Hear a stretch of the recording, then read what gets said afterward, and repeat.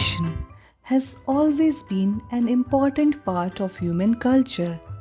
From ancient times, humans have used clothing not just to cover their bodies, but to express emotions, identity, and social status. The origin of clothing can be explained through four main theories, each focusing on a different reason people began to wear clothes. Modesty theory. According to this theory, people started wearing clothes to cover their bodies out of a sense of shame, modesty, or morality. Many religious or cultural traditions support this view, associating clothing with respect and decency. Example: in conservative societies, clothing like long dresses or head coverings is worn to maintain modesty. Immodesty or seduction theory. This theory suggests that people dress to attract attention or to enhance physical appearance rather than to hide it. Fashion here becomes a tool for self-expression, confidence, and attraction. Example: modern fashion shows often feature bold, eye-catching designs meant to draw attention. Adornment theory. One of the oldest reasons for clothing. People used ornaments, body paints, tattoos, feathers, and jewelry to decorate themselves. Adornment is used for beauty, cultural identity, or ceremonial purposes.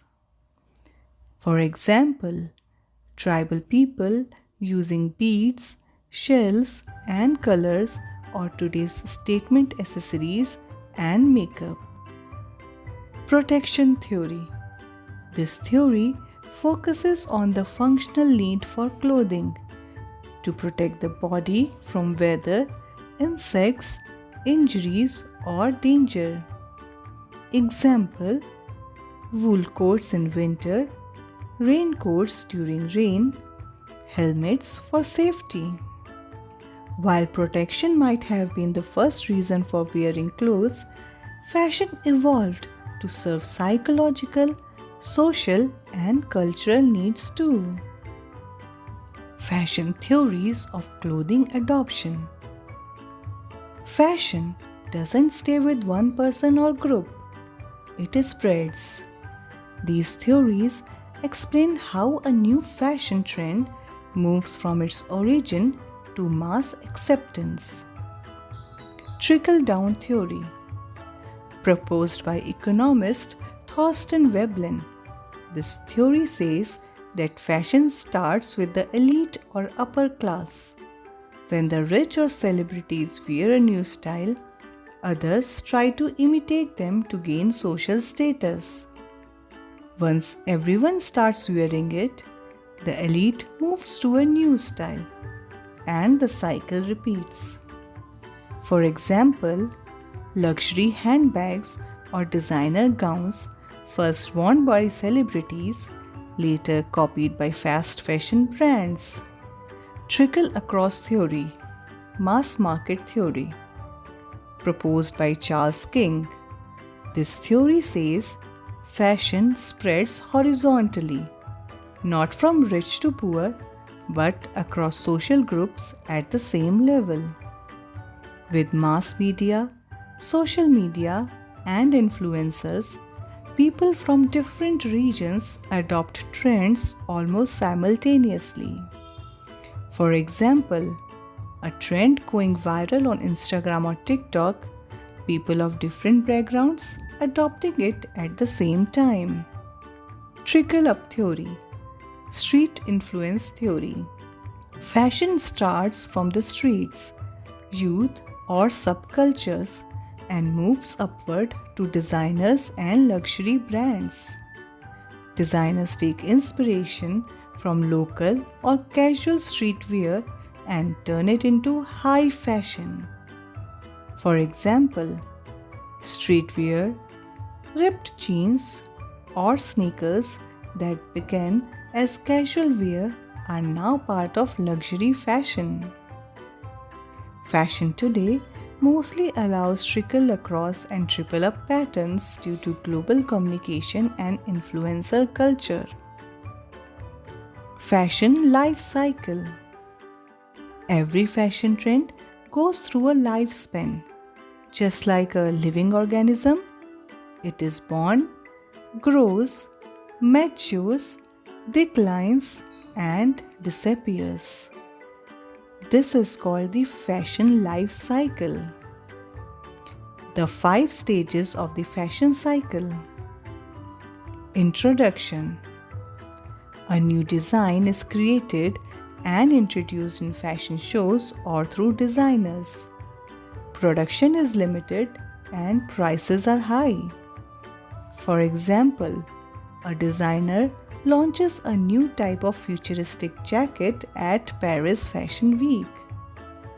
Rise. Influencers, celebrities, or early adopters start wearing it. The style gains popularity and demand increases. For example, after a movie star wears the jacket, it becomes trendy. Peak. Maturity.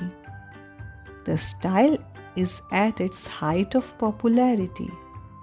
It's available in various price ranges and stores. For example, the jacket design is now sold in malls and online, and everyone owns one. Decline. The market becomes saturated. People get bored or shift to new trends. Stores start offering discounts to clear stock. For example, the jacket is now on sale racks, replaced by a new oversized version. Obsolescence. The trend is now considered outdated or out of fashion.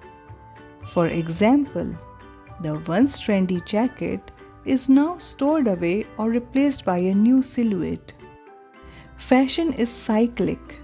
What's out of fashion today may come back in 10 to 20 years in a new form, like flared jeans or crop tops. Fashion leaders and followers. Fashion spreads because of different groups of people influencing one another. Fashion leaders, innovators who start new trends. It includes designers, celebrities, stylists, and influencers. They experiment and take risks in styling. For example, Lady Gaga or Rihanna introducing bold fashion trends. Fashion followers. The majority of people who adopt fashion after it becomes popular. They wait to see what's accepted by society and then follow it. For example, students or working professionals wearing styles seen on social media or movies. Without leaders, new trend wouldn't begin, and without followers, fashion wouldn't spread. Fashion theory, the fixed and the modish. This theory divides clothing into 2 broad categories based on how often they change. The fixed, traditional or cultural garments that remain unchanged for years or centuries, represent identity, heritage, or religion. For example, Indian sari, Japanese kimono, Scottish kilt, or Arab abaya. The modish, modern styles that change quickly with time and trends, reflect creativity, modern culture, and innovation. For example, seasonal collections, fast fashion, or trendy silhouettes.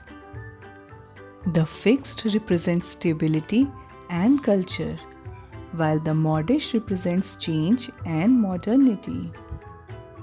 Fashion, is not just about clothes, it's a social phenomenon that reflects our psychology, values, and lifestyle. By studying the fashion cycle and theories of fashion, designers can predict upcoming trends, understand consumer behavior, and create designs that balance innovation with timeless appeal.